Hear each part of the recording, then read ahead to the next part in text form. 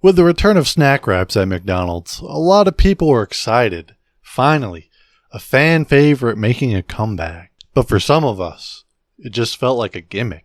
Another attempt to win back customers with nostalgic bait. I wanted to be excited too, but then I remembered the new chicken tenders they brought back not long ago. Dry, bland, and disappointing. And now I'm finding out that they're using the same tenders in the new snack wraps? Great. McDonald's, being the corporate titan that it is, probably doesn't care much about quality as long as the money keeps rolling in. And honestly, these half-hearted attempts at nostalgia, like bringing back the beloved meals without soul, just feels fake. I'm sure with the new snack wraps, they will taste just as good as the new modern McDonald's looks. Bland. And I know I'm not alone in missing what McDonald's used to be growing up. The colorful, chaotic designs, the real value menu. The PlayPlace with GameCubes and N64s, back when the golden arches actually felt golden.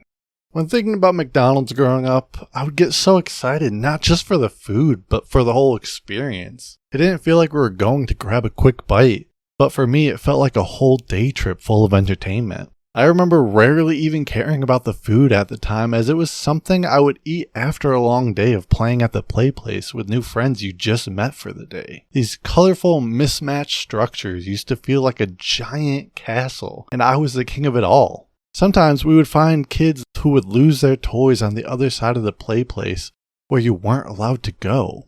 However, we were kids, and if you tell us not to do something, what do you think we did?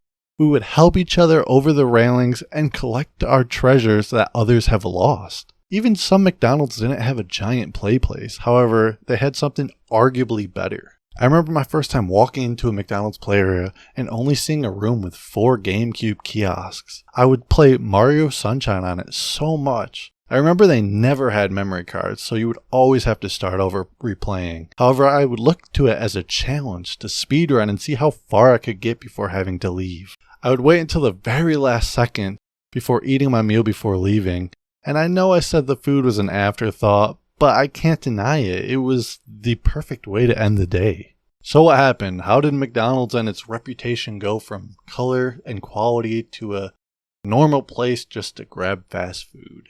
McDonald's has been changing drastically over the years, and even down to the brick of it. The real crime in any fast food chain is all the originality of the restaurant fading into a monotone style, even making it look like a generic office space with the logo slapped right onto it. And for McDonald's, this was one of the most painful to see. The golden arches haven't had that special shine for a while, and it breaks my heart every time I see it.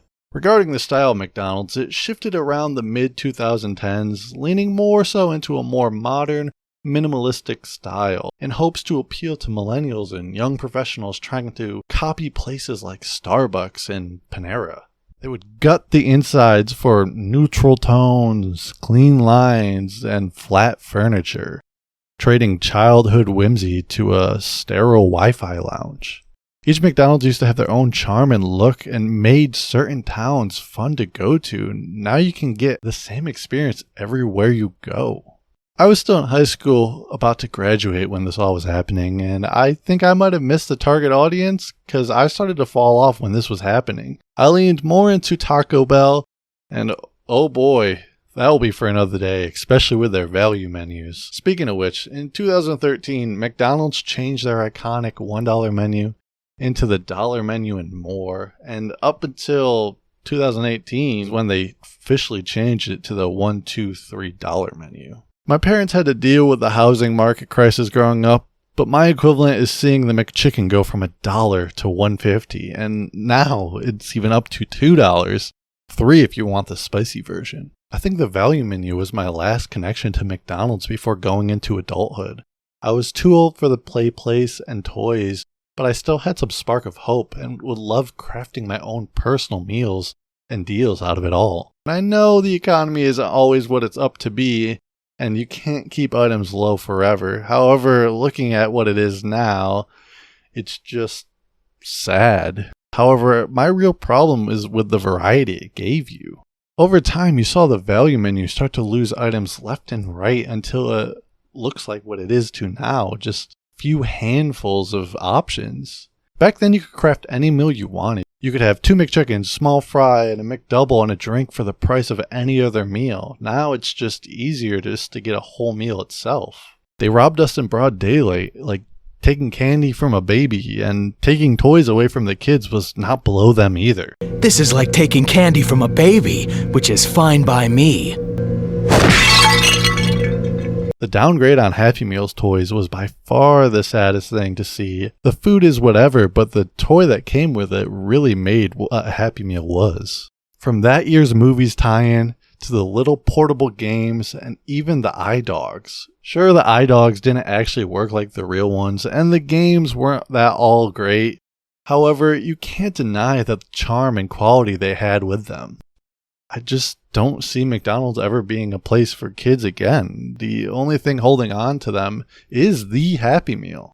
Sure, take my caramel dip away from my apple slices, but do not give us cheap toys. However, recently I saw that they're trying to fix their quality toys and make a return to fun movie tie-in.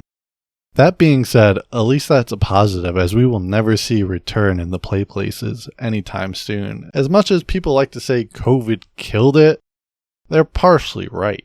McDonald's was already planning on closing and tearing down these due to liability and maintenance costs, and due to the pandemic, it really accelerated their extinction. Of course, you can still find some of these out in the wild, but they'll never really be the same. Now, do you remember the Killer Clown era in 2016? Yeah, that mixed with a shift in brand focus was a nail in Ronald McDonald's retirement. But hey, he can finally be reunited with the rest of the gang in heaven. Except you, Captain Crook. You could stay in hell. And the final main reason on what happened to McDonald's.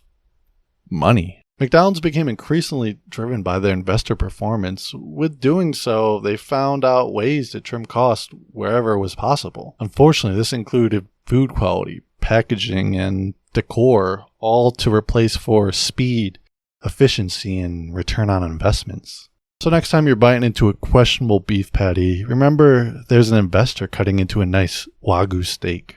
In the last few years, it feels like McDonald's knows they lost the charm, but are more so scared of losing more customers. So to keep everyone happy, they try to keep us on the hook with nostalgic baiting and failed returns. The biggest example I could think of is the McRib and how they always like to bring it back and say, this is the last time. However, this game has been going on since the 80s when it was first released. And even in 2022, they started releasing adult Happy Meals to cash out on some nostalgic customers. It started with Travis Scott's brand Cactus Plant Flea Market with a mix of retro-style toys. This mixed with people who would obsess over a certain style or want to collect them all led to a good paycheck in the marketer's pocket. I mean, come on, who would even want to buy something like... Oh. Even when they brought back holiday nostalgia with the Halloween buckets, but at what cost? They were notably smaller, didn't come with lids, as well as lacking fun extras like stickers, masks, or simple games. Albeit these returns and attempts to capture the magic back sold well financially, however they couldn't sell it to us that it was genuine. It's surface level nostalgia. They can always bring back the name or image, but not the quality, care, or context that made it special. McDonald's keeps digging into the nostalgia vault, but somehow lost the key that makes the memories golden. It's not enough to bring something back. You have to bring back why it mattered. What we miss isn't just the snack wraps or the $1 McChickens, it's the feeling of walking into a building that felt built for you, not your Uber driver.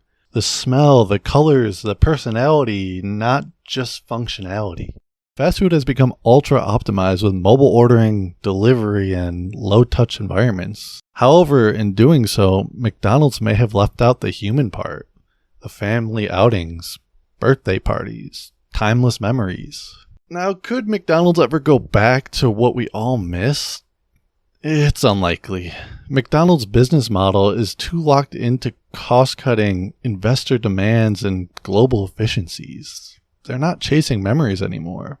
They're chasing margins. But every now and then, when a weird promotion like the Grimace Shake happens, you see a spark, like something inside still remembers what they used to mean. We can't force McDonald's to change, but we can keep the memories alive through old commercials, saved toys, and stories we pass down to our kids, we can still keep the golden arches shining just a little bit brighter.